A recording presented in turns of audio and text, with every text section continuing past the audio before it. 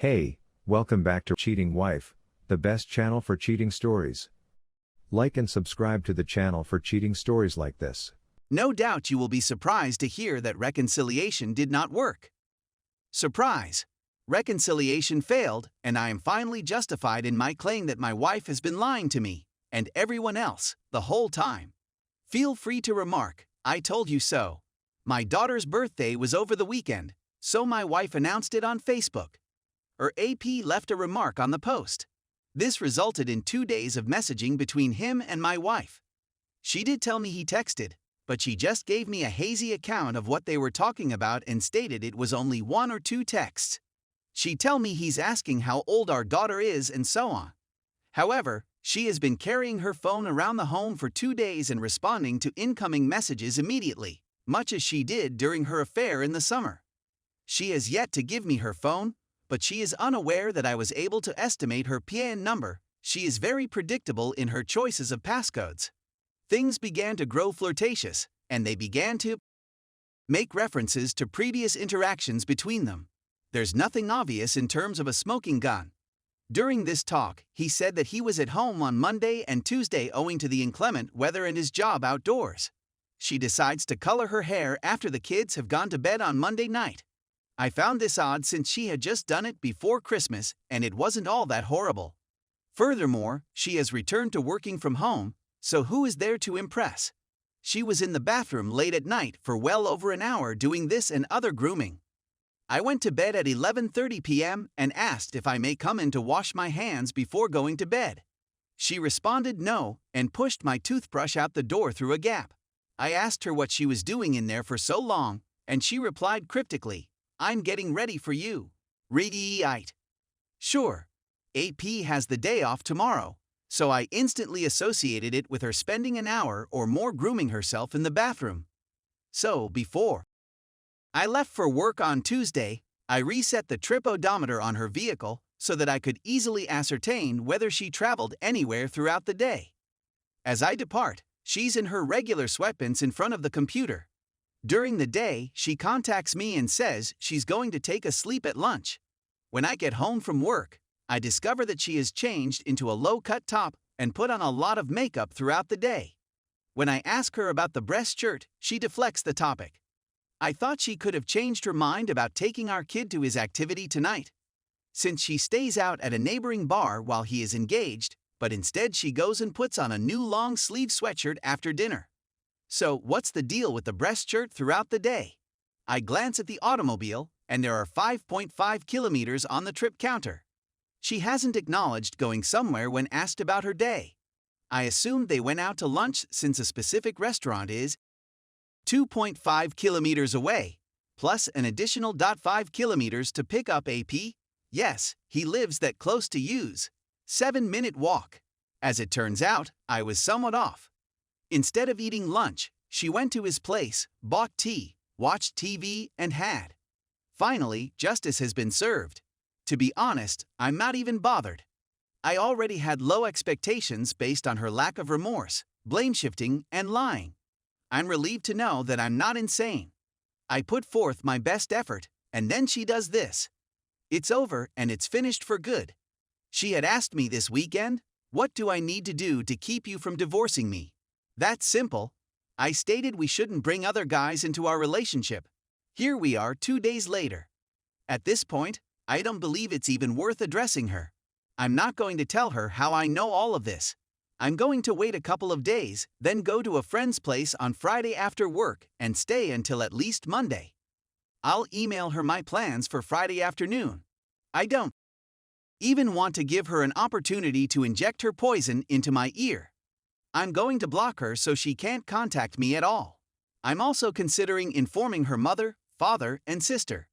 So far, her sister and father are aware of the scenario, but only from her perspective, in which she claims it was all a dream and nothing more. I'd want to say something along the lines of, "I'm sorry to tell you that Name has been lying to me and to you the whole time." Despite our efforts to reconcile, she met Name on Tuesday and had with him. I'm going to file for divorce. Thank you for accepting me into your family and for all of your previous kindnesses. Please be there for her and the kids as they face whatever comes next. Have a wonderful life. So far, no one has heard a word from me regarding this scenario, so I'd want to push her narrative control a little bit, particularly with people closest to us. At the very least, I can claim I tried. Despite my lack of hope, I was truly trying, and she even told me and several of her friends that things were improving. Then she goes and repeats the process. Whatever culpability I previously felt for my wife's infidelity, I no longer feel since I committed to reconciliation, and she plainly did not. This time it is unmistakably on her, and now I'm done. I shall make no more efforts on her behalf. She has clearly proved that she is not worth it. Story 2. Need support, married 1/2 years. Wife cheated and left. Can't get out of depression mode. Not sure how to move on. I believe it all began in June. My wife and I had been battling to relocate and find new careers. Her job made her sad, and she couldn't find work here. We decided to attempt to relocate to the north. Throughout our hunt, she became more unhappy with my inability to find a job in my profession in the location where she wanted to go. She and I had a buddy who joined our social gaming group during and before this period. He's 55 years old, rides a motorbike, smokes heavily, and doesn't give a. My wife had become close to him to the point that she sent him a photo. I found out because she admitted out of nowhere. I had a complete meltdown and told her I would try to forgive her and that she would never do it again. After a month, everything seems to be okay. I was on the verge of completely forgiving her. That's when she decides to join him on a drinking spree. I lose touch with her as the night progresses, and eventually after the bar shuts. She finally returns home and informs me that she was babysitting him because he had too much to drink to drive home. Of course, I had my doubts, but I didn't pursue them. A few days later, I find myself having Facebook talks with him. Chats that are far nicer than a married person should have. I decided to approach her and inquire about her connection with him. What did she do? Is she looking for a divorce? At that time, she experienced a mental collapse. She claimed to have kissed him and had affections for him. She decided to pack a suitcase at that time since she didn't want to be there. I told her that tonight will determine the fate of our relationship. She could have gone anyplace else, but she chose to go to his house. I'm plainly irritated, and important time has passed. If you sleep with him, don't come home, she said on Facebook in the middle of the night. She texted me in the morning to say she'd be swinging over to retrieve some things. I inquired as to why. Because of what you said the night before, she said. For the next several weeks, we'll meet up, she'll receive her things, and we'll talk/argue. She never confesses that what she did was incorrect, or that anything was her responsibility. That she was evolving as a person, and my own development, which had just begun about a year before, couldn't keep up with her. She saw me as a person with intellectual contempt and blamed me for everything. I never mistreated her. I was living for her. I gave her all I had to offer. I dedicated my whole life to obtaining. She yanked herself out of it with no feeling. I was alone, furious, wounded, and emotionally distraught. I'd never been wounded like this before. My future was in tatters. I miss my soon-to-be ex-in-law family. She yanked them from my grasp. Over the previous several months, I've learned a lot about her that she never told me. The first was discovering that she was bipolar too. Throughout our relationship, she had only told me that she was sad, never that she had bipolar disorder. That would have altered many things, including how I handled with her depression's highs and lows. She's been an entirely different person since her break, when I confronted her. I and many others think she was having a manic episode, but we can't identify it, and her therapist, I'm not sure what he says. Speaking with several of her ex-boyfriends, I learned that when problems in her relationships were too much for her to bear, she would up and go.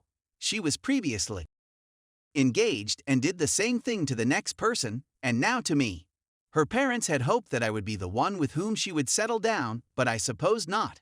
Throughout this whole ordeal, I've had the support of my family, which has made it so much easier to explain what occurred to. As a result of this, I've made numerous new friends who have supported me along the journey. But, being the introvert that I am, I'm at a loss on what to do other than discuss with my therapist. I'm trying to force myself to be a better person, to discover my new self, but the despair keeps returning. Every day, I wake up wondering whether this will be the day. I've previously said that I would never injure myself since I have too much to live for, particularly for my nieces and nephews, whom I love. But I'm at a loss on what to do. I lost the one I love, the one I dedicated my whole life to, the one who betrayed all I gave her. I simply don't know what to do anymore.